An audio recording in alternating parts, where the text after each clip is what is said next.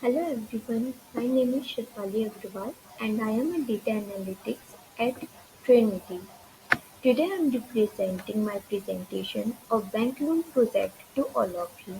Let's start quickly with our dataset.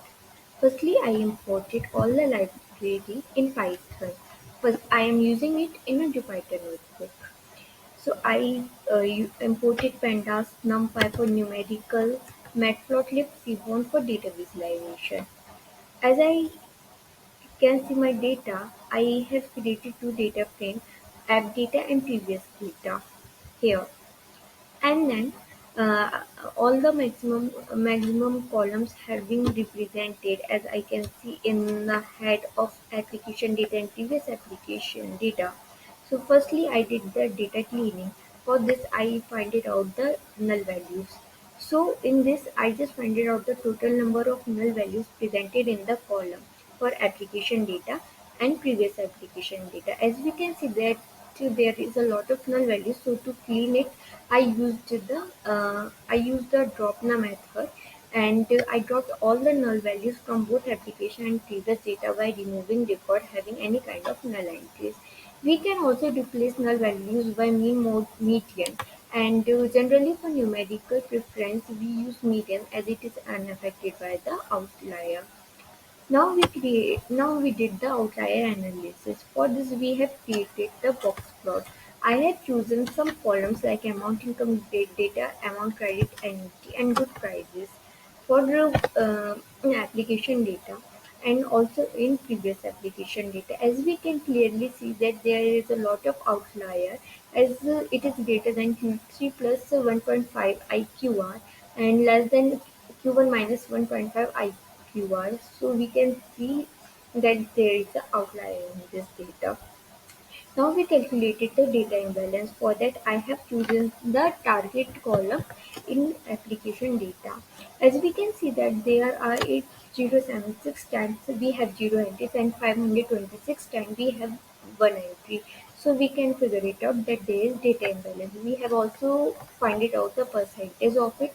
There are 93% of the time there are 0 entries and 6% time we have 1 entry. So it shows that default and non-default entries are imbalanced. Now we did the univariate analysis. Univariate analysis is a direct is a di- is a is a relation between one column. So we have chosen a lot of column and we have seen the relationship between the target and amount genuinity and good price and target.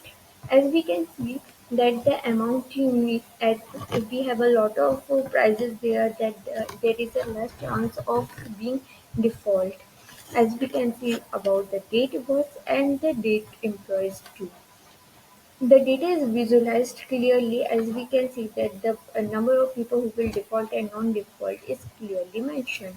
Like as we can see that the people having higher age having higher probability of repayment, some outlier in observed in amount annuity and date last phone change in the data set change. Lesser outlier is observed in date of birth, and in data ID published, people changing ID in recent to data are relatively more prone to be a default.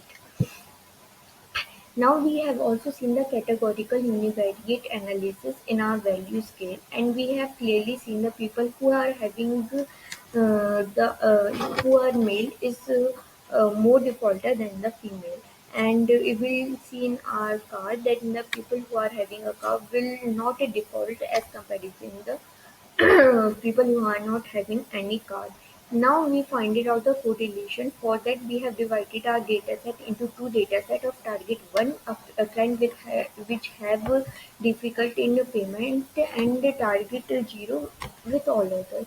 And we have just calculated firstly the top 10 correlated variable in target zero.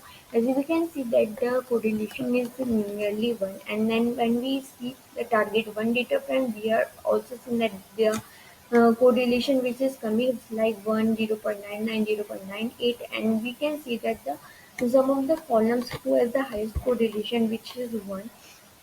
So we can see that the two variables are linearly correlated. Thank you so much.